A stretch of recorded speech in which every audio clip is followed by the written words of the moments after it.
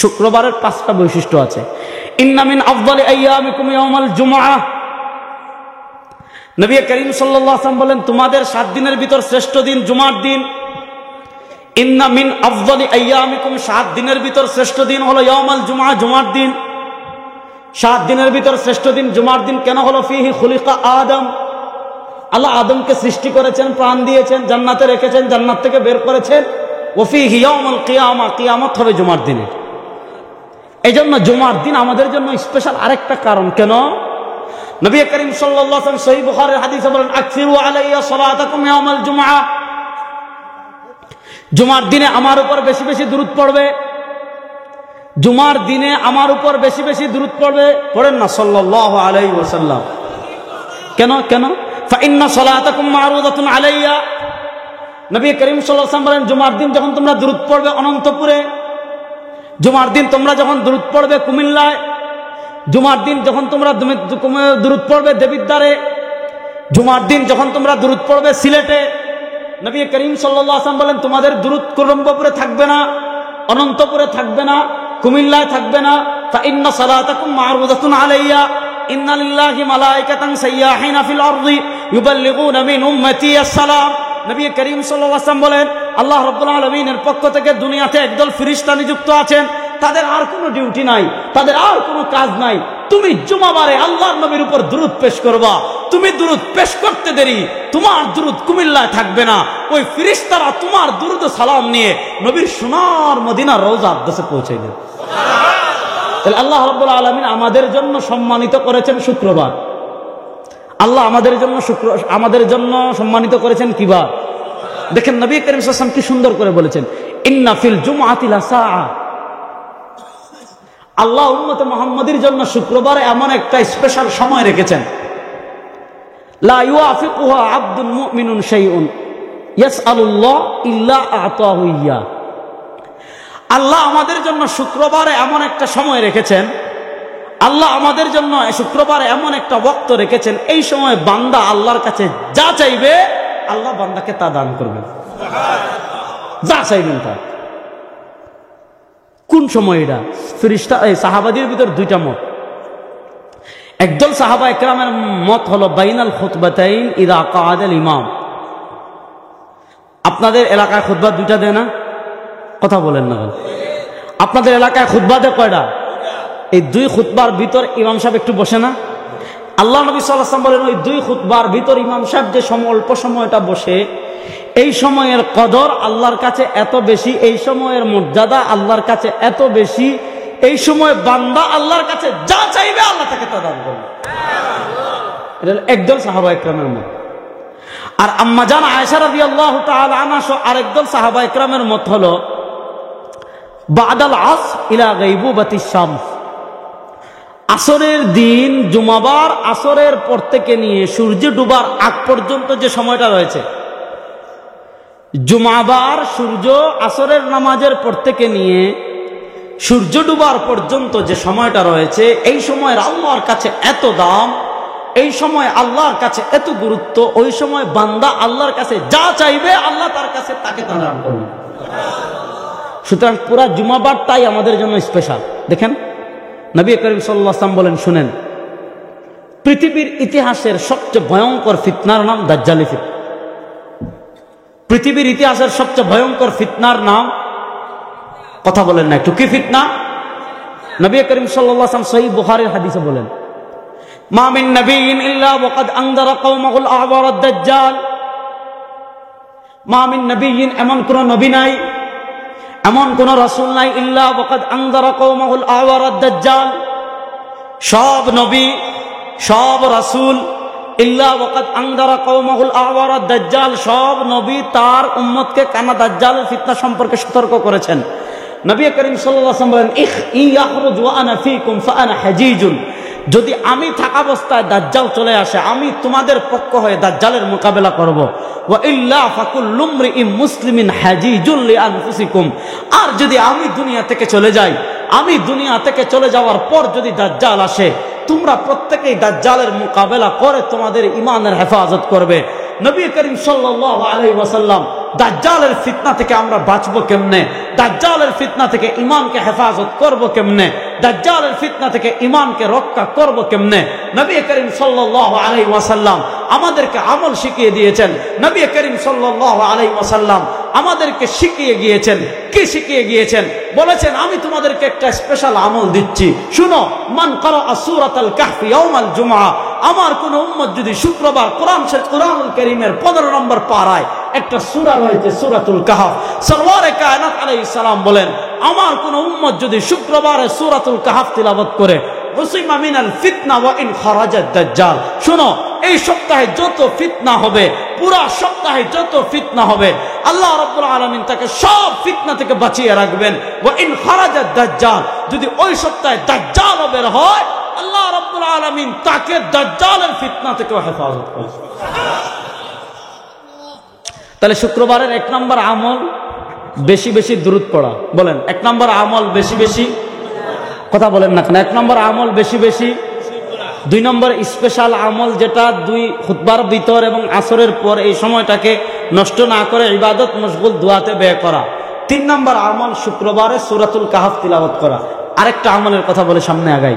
নবী করিম সাল্লাল্লাহু আলাইহি ওয়াসাল্লাম বলেন আমাদের দেশের শুক্রবার আল্লাহ আমাদের জন্য স্পেশাল করেছেন চেয়ারম্যান সাহেব ইবাদতের জন্য, আর আমাদের দেশের মানুষ শুক্রবারকে বানাইছে ঘুমের জন্য। আমাদের দেশের মানুষ শুক্রবার বানাইছে কি? এজন্য ইমাম সাহেব যখন প্রথম আযান দেয় লাট সাহেব ঘুম থেকে উঠে, ঠিক না?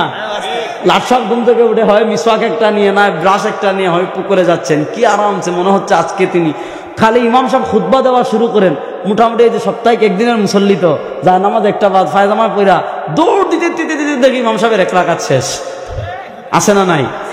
অথচ শুক্রবারের 1 নম্বর আমল হলো আগে আগে মসজিদে আসা। শুক্রবারের 1 নম্বর আমল কি? আগে আগে। দেখেন হযরত আবু হুরায়রা থেকে আসে, আবু সাঈদ খুদরিতে আসে, সাহাবা একরাম তো ওয়াক্তের আগে মানে আগে মসজিদে চলে আসতেন। এজন্য খুতবা দেওয়ার আগ পর্যন্ত হযরত আবু হুরায়রা কখনো ওয়াজ করতেন, হযরত আবু হুরায়রা কখনো হাদিস শোনাতেন, কখনো আবু সাঈদ খুদরি নসিহত করতেন। হাদিস শুনেন, নবী করিম সাল্লাল্লাহু আলাইহি ওয়াসাল্লাম যেমন এখন আমাদের কাছে মূল্যবান সম্পদ স্বর্ণ, মূল্যবান সম্পদ টাকা, মূল্যবান সম্পদ আর কি আছে? জমিন, জমিনের মালিক, এগুলা মূল্যবান সম্পদ না। নবী করিম সাল্লাল্লাহু আলাইহি ওয়াসাল্লাম যেই যুগে ছিলেন এই যুগে মানুষের মূল্যবান সম্পদ ছিল উট, আর এর ভিতর একটা উট ছিল লাল উট, এটা অনেক দামি। নবী করিম সাল্লাল্লাহু আলাইহি ওয়াসাল্লামের জন্য আলীকে বলেছেন ইয়া আলী লা ইয়াহদিয়াল্লাহু বিকা রাজুলান খায়রুন লাকা মিন হুমুরিন নাম। আরবের 1 পা লাল উটের মালিক হওয়ার থেকেও আল্লাহ যদি তোমার মাধ্যমে একজন লোককে হেদায়েত দেন তাহলে এটার দাম বেশি, এটার দাম বেশি।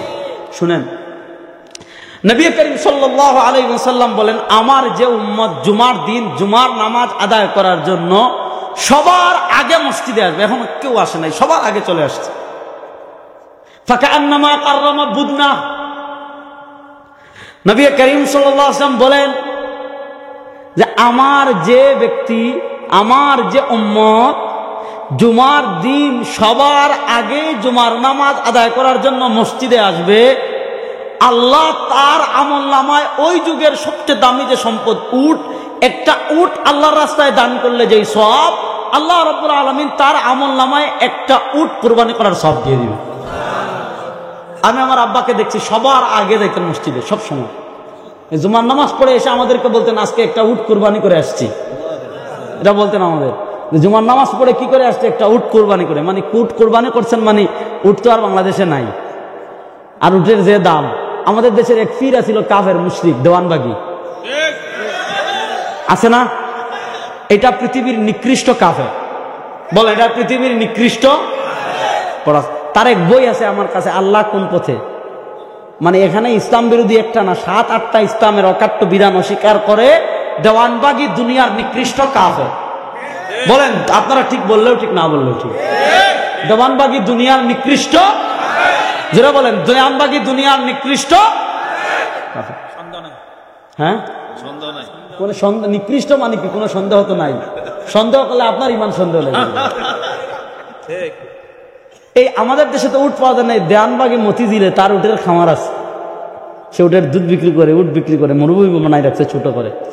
ওই যুগের দামি উট ছিল। তো আমার আব্বাকে দেখতাম যে বলতেন যে উট জবে করে আসছে, মানে কি জুমার দিন জুমার নামাজ আদায় করার জন্য সবার আগে যে মসজিদে আসবে, আল্লাহ রাব্বুল আলামিন তার আমল নামায় একটা উট কোরবানি করার সওয়াব দিবেন। চেয়ারম্যান সাহেব তো সাইকেলের ঘোষণা দিবেন, সাইকেল তো তিনি দিবেন যদি আল্লাহর পক্ষ থেকে একটা উট লাভ করেন। এজন্য নামাজ যেহেতু পড়বেন, ইনশাআল্লাহ আগামী সপ্তাহে সবার আগে মসজিদে আসার যে যুবক ভাইরা, চেয়ারম্যান সাহেব সাইকেলের ঘোষণা দিয়েছেন, আল্লাহ আপনার জন্য আগে উটের ঘোষণা দিয়ে রেখেছেন। জুমার দিন জুমার নামাজ আদায় করার জন্য সবার আগে যে মসজিদে আসবে, আল্লাহ তার আমল নামায় একটা উট কোরবানির সওয়াব দিয়ে দিবে।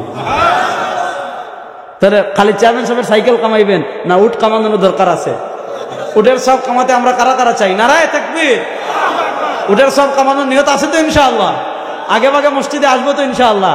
দেখেন যে উট কামাইলো, তারপরে কি হবে? এরপরে যে আসবে ফাকান্নামা কাররাবা বাকারা, এরপরে 2 নম্বরে যে আসবে, আল্লাহ তার আমলনামায় একটা কবুল গরু কুরবানি করার সওয়াব লিখে দিবেন। এরপরে যে আসবে ফাকান্নামা কাররাবা 7, 3 নম্বরে যে আসবে, আল্লাহ তার আমলনামায় একটা ছাগল কুরবানি করার সওয়াব লিখে দিবেন। এরপরে যে আসবে ফাকান্নামা কাররামা দাজা বাইজা, মুরুগ ডিম আস্তে আস্তে নামবে। ফাইদা খরাজাল ইমাম, রহমতের ফেরেশতারা জুমার দিন মসজিদের গেটে অপেক্ষা করেন, যারা আগে আসবে তাদেরকে ওয়েলকাম জানানোর জন্য। আর আমাদের অভ্যাস কি, আমরা নিয়ত করি যে সবার শেষে যাবো মসজিদে। আর ইমাম সাহেব এখনো আমাদের দেশের চেয়ারম্যান সাহেব ঢাকায় আপনাদের এলাকায় আছে কিনা, ইমাম সাহেব আসসালামু আলাইকুম রহমতুল্লাহ আসসালাম বলার সাথে সাথে মোটামুটি অর্ধেক দাঁড়াই যায়। আর আসসালামু আলাইকুম ওয়া রাহমাতুল্লাহ ইমাম সাহেব শেষ করতে, এখন ইমাম সাহেব মাথাটা ঠিক করে নাই, জুতা লইয়া দৌড়। মানে আমাদের দেশের মানুষের অবস্থা দেখেন, তার এক হাতে জুতা, আর ইমাম সাহেব আলহামদুলিল্লাহ রাব্বিল আলামিন মুনাজাতে হাত তুলছেন, এক হাতে জুতা আর আরেক হাতে এভাবে তুলে তুলে মুনাজাত করে করে বের হচ্ছে। মনে হচ্ছে আল্লাহ কত ঠেকায় পড়ছেন আমাদের বাবর সাহেব, বুঝেন নাই? তার এক হাতে কি জুতা আর আরেক হাতে তিনি মুনাজাত করে করে করে করে বের হচ্ছে। অথচ জুমার দিন আমল হলো সবার আগে মসজিদে আসে। বলেন সবার আগে। দেখেন আমাদের হাদিস তো ঠিক আছে আপন জায়গায়, নবী করিম সাল্লাল্লাহু আলাইহি ওয়াসাল্লাম বলেছেন লা তাজআলু বুয়ুতাকুম কুবুরা। হাদিসটা বুঝেন, নবী করিম সাল্লাল্লাহু আলাইহি ওয়াসাল্লাম আমাদেরকে বলেছেন লা তাজআলু বুয়ুতাকুম কুবুরা, তোমাদের ঘরে কবর বানাইও না, মানে সুন্নত এগুলা ঘরে পড়ো। এজন্য আমাদের ইমামে আজম আবু হানিফা রাহিমাহুল্লাহর মত হলো, যদি সুন্নত নফল ওয়াজিব এগুলো ঘরে পড়ার সুযোগ থাকে ঘরে পড়া উত্তম, আর যদি ঘরে পড়ার সুযোগ না থাকে মসজিদে পড়া উত্তম। আমাদের দেশের মানুষের অবস্থা, মসজিদ থেকে বাইর হইয়া গ্রামের ফুলে আড্ডা দিয়ে জুমার দিন 10 মিনিট, তারপরে আরো সপ্তাহ সবার সাথে দেখা হয় না, যার সাথে দেখা হয় তার সাথে গল্প গুজব করে আরো 10-15 মিনিট। তো আমাদের দেশে সাধারণত মানুষ ঘরে আসে আর সুন্নত পড়ে না, অথচ জুমার আগে 4 রাকাত সুন্নত সুন্নতে মুআক্কাদা, পরেও 4 রাকাত সুন্নত সুন্নতে মুআক্কাদা। ইমাম আবুল হাসান খিলাই রাহিমাহুল্লাহ কিতাবুল ফাওয়াইদ সহিহ হাদিস এনেছেন। ইমাম ইরাকি তরাহুত তাসরিবে হাদিসকে হাসান বলেছেন। ইমাম ইবনুল মুলাক্কিন আল বদরুল মুনির হাদিসকে হাসান বলেছেন। শাইখ মুনাবি ফয়জুল কাদির হাদিসকে হাসান বলেছেন। হযরত আলী কাররামাল্লাহু ওয়াজহু হাদিস বর্ণনা করেছেন, কানা রাসূলুল্লাহ সাল্লাল্লাহু আলাইহি ওয়াসাল্লাম ইউসাল্লি ক্বাবলা আল জুমআতি আরবাআন ওয়া বা'দাহা আরবাআন। হযরত আলী কাররামাল্লাহু ওয়াজহু হাদিস বর্ণনা করেছেন, কানা রাসূলুল্লাহ সাল্লাল্লাহু আলাইহি ওয়াসাল্লাম ইউসাল্লি ক্বাবলা আল জুমআতি আরবাআন। নবী করিম সাল্লাল্লাহু আলাইহি ওয়াসাল্লাম জুমার পূর্বে সুন্নাত পড়েছেন 4 রাকাত, ওয়া বা'দাহা আরবাআন, জুমার পরেও সুন্নাত পড়েছেন 4 রাকাত, ওয়া ইয়াজআলু তাসলিম ইল্লা ফি আখিরিহিন্না। নবী করিম সাল্লাল্লাহু আলাইহি ওয়াসাল্লাম জুমার আগে যে সুন্নাত পড়েছেন 4 রাকাত, নবী করিম সাল্লাল্লাহু আলাইহি ওয়াসাল্লাম জুমার পরেও যে সুন্নাত পড়েছেন 4 রাকাত, এক সালামে পড়েছেন, মধ্যখানে সালাম ফিরান নাই। জুমার পরে যে 4 রাকাত সুন্নাত রয়েছে আমরা এটাকে প্রয়োজনই মনে করি না।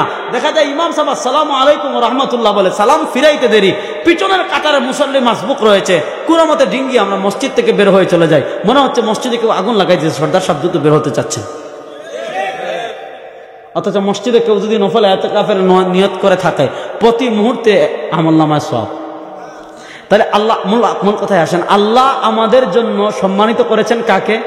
শুক্রবারকে। বলেন নবী করিম সাল্লাল্লাহু আলাইহি ওয়াসাল্লাম বলেন, জুমার দিন যখন তোমরা দুরূদ পড়বে অনন্তপুরে, জুমার দিন তোমরা যখন দুরূদ পড়বে কুমিল্লায়, জুমার দিন যখন তোমরা দুরূদ পড়বে দেবিদ্বারে, জুমার দিন যখন তোমরা দুরূদ পড়বে সিলেটে, নবী করিম সাল্লাল্লাহু আলাইহি ওয়াসাল্লাম বলেন তোমাদের দুরূদ কুরম্বপুরে থাকবে না, অনন্তপুরে থাকবে না, কুমিল্লায় থাকবে না। فإن صلاتكم معروضة علي إن لله ملائكة سياحين في الأرض يبلغون من أمتي السلام।